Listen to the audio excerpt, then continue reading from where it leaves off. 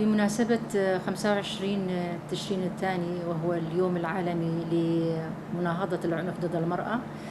طبعا بهذه المناسبة نبارك جهود كل النساء اللواتي تناضلن من أجل مكافحة العنف ضد المرأة. طبعا إذا بدنا نتحدث عن العنف أو سياسات الدولة المركزية والاستبدادية ضد المرأة، طبعا هذه السياسة متبعة بشكل بعيد، يعني خاصة في الأنظمة الاستبدادية. فمثلا في سوريا، إذا تحدثنا عن وضع المرأة في سوريا، طبعا في خمسينات القرن الماضي المرأة السورية كأول امرأة عربية كان لديها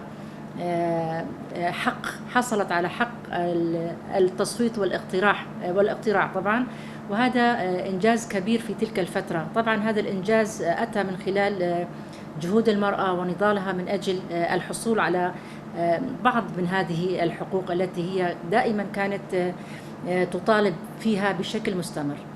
طبعا الأنظمة تغيرت بعد طبعا ستينات القرن الماضي، طبعا بالتحديد حين استلم حزب البعث العربي الاشتراكي الحكم في سوريا.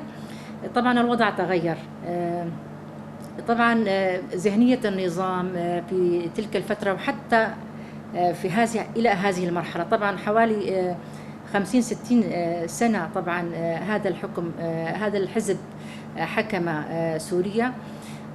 طبعا الذهنية الموجودة ذهنية ذكورية التي تم من خلالها الثقافة الذكورية الموجودة، طبعا العوامل أو الاعتبارات الطائفية والدينية والقبلية، طبعا هذه كلها كانت سبب أساسي في استبعاد النساء، وأيضا جعل من الصعوبة على المرأة نيل استحقاقاتها في الحصول على حقوقها. طبعا المرأة أصبحت بعيدة كل البعد عن السياسة في سوريا بشكل عام. النظام كان يستغل طبعا قضية المرأة ويحاول يبرز للعالم أنه مناصر لهذه القضية من خلال مثلا تعيين بعض النساء في الأماكن القيادية. مثلا هناك نائبات لرئاسة الجمهورية، مثلا هناك بعض النساء في البرلمان السوري، هناك عدد قليل في الحكومة السورية، قليل جدا. يعني إذا تحدثنا عن نسبة مشاركة المرأة مثلا في البرلمان السوري هي 11%، وهي أقل نسبة عالمية للمرأة لتمثيل المرأة في البرلمان. على سبيل المثال في الحكومة السورية أيضا هناك 9%، فهذه نسبة قليلة جدا. النظام حاول استغلال هذه القضية من خلال إعطاء بعض الأدوار الشكلية للمرأة، وعلى الأرض الواقع لا توجد أي حقوق وأي يعني دور قيادي للمرأة، رغم يعني أن هناك في الدستور السوري في القوانين السورية هناك طبعا قوانين للمرأة تدعي أنها تحمي حقوقها ولها دور في كافة مجالات الحياة السياسية والاقتصادية والاجتماعية والثقافية، وطبعا أن تكون المرأة مساوية في الحقوق والواجبات مع الرجل، وأن لا يكون هناك تمييز. ولكن هذا الشيء فقط موجود بالقوانين والدستور بشكل نظري، أما من الناحية العملية لا توجد أي من هذه الحقوق، والمرأة ما زالت تعاني الكثير في ظل هذا النظام الموجود، وخاصة وضعها أصبح مزريا أكثر بعد الأزمة بعد 2011 نتيجة الحرب والصراع في سوريا. المرأة السورية هي التي تعاني أكثر ودفعت أثمان غالية ضمن هذا الصراع. طبعا تعرضت للقتل والاعتقال والاغتصاب. طبعا مرسي عليها كافة أنواع السياسات، وخاصة سياسة الترهيب من أجل أن لا تطالب بحقوقها.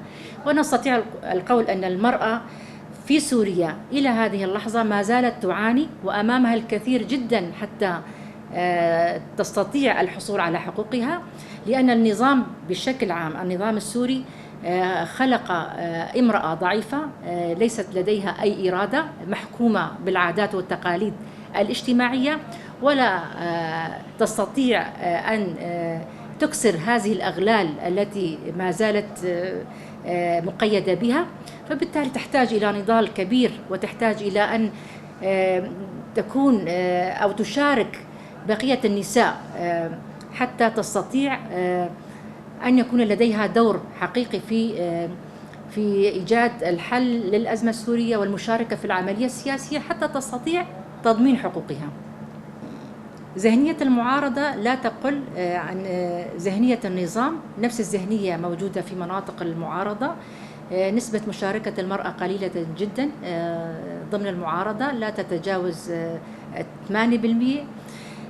فبالتالي هناك إقصاء لدور المرأة حتى ضمن المعارضة نفسها. في مناطق الإدارة الذاتية حقيقة الوضع مختلف جدا.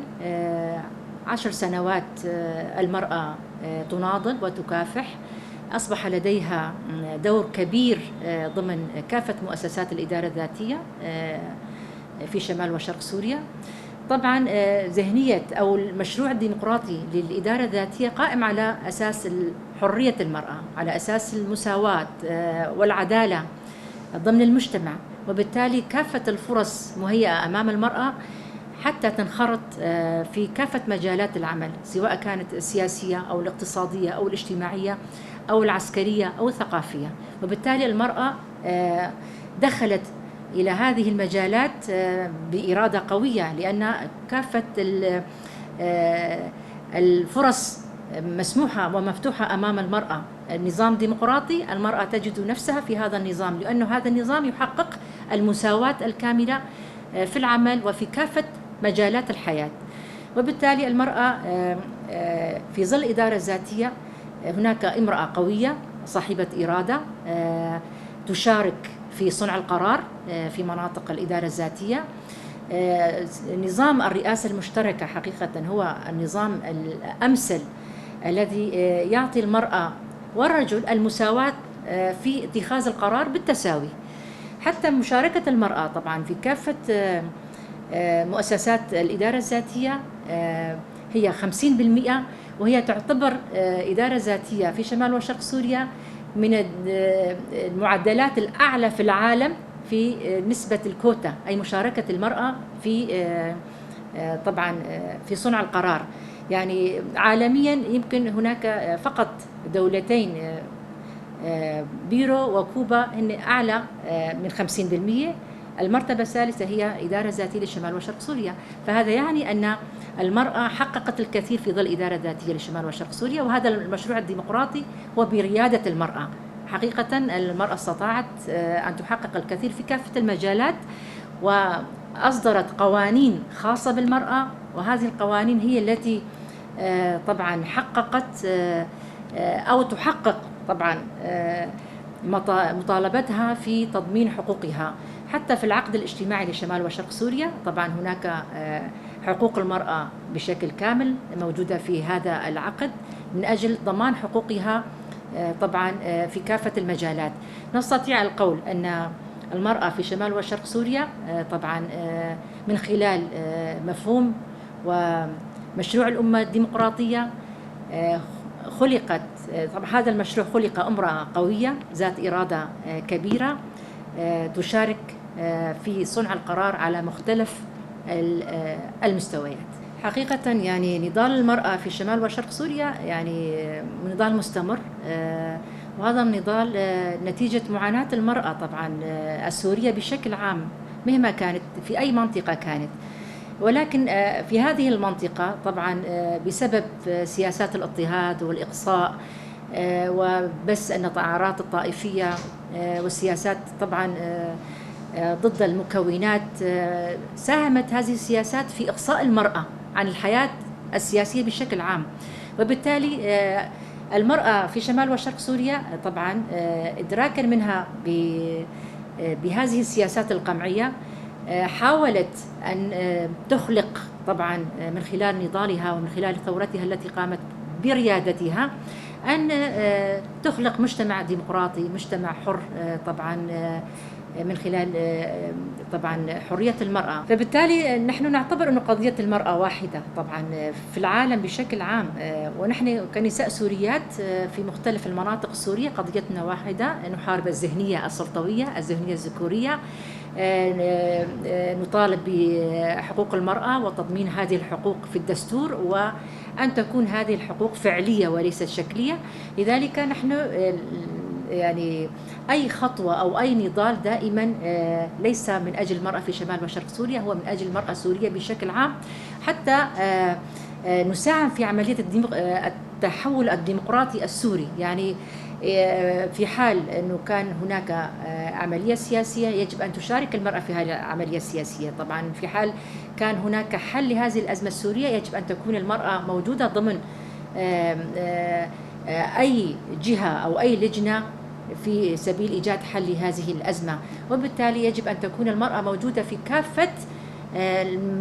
كافة المجالات أو في كافة عمليات الحل السياسي والتحول الديمقراطي، حتى طبعا تحقق حقوقها وتضمنها بشكل فعلي في الدستور السوري المستقبل.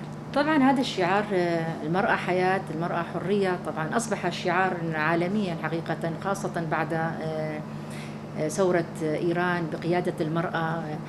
حتى جينا أميني أصبحت رمزا للمرأة المناضلة في إيران، وبالتالي أصبحنا نشاهد تأييد ودعم كبير لهذه الثورة التي انطلقت بقيادة المرأة في إيران في كل دول العالم.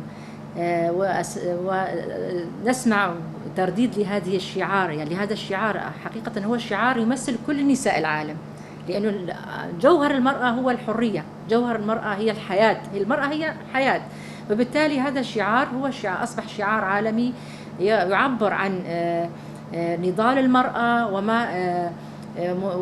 ومطالبات المرأة بكف العنف وإيقافه بشكل نهائي، ومشاركة المرأة الفعلية في بناء المجتمع. طبعا فمطلوب من المرأة السورية أن تخرج طبعا من هذه الصورة النمطية، لأنها حقيقة الخوف الذي شهدته المرأة طوال هذه السنوات الماضية جعل منها يعني تقبل نوعا ما بما تم رسمه له. يجب أن تخرج من هذه السياسات القمعية وتتحرر وتطالب بحريتها، وبالتالي يجب أن تشارك في هذه الحملة، في حملة المرأة حياة، المرأة حرية، حتى تجد نفسها وتعبر عن نفسها وتحقق ذاتها، وبالتالي تحقق يعني المجتمع السوري الحرية والمساواة والعدالة ضمن المجتمع السوري. فهذا كل النساء مطالبات اليوم أن طبعا يكثفوا من جهودهم، ويكون هناك علاقات وتشبيك فيما بين النساء، لأن ذكرت أنه قضيتهم واحدة. يجب أن يكون لديهم نضال ضد أي ممارسات العنف التي تقع على النساء. يعني هذه الممارسات موجودة في كل العالم، ما زالت المرأة تتعرض للعنف، سواء كان عنفا سياسيا أم اجتماعيا أم اقتصاديا. لذلك يجب على النساء تضافر جهودهن من أجل مكافحة هذا العنف الموجود، وبالتالي التقدم في المطالبة بحقوقهن من أجل طبعا أن يحققوا للنساء وللمجتمع الحرية والعدالة والمساواة.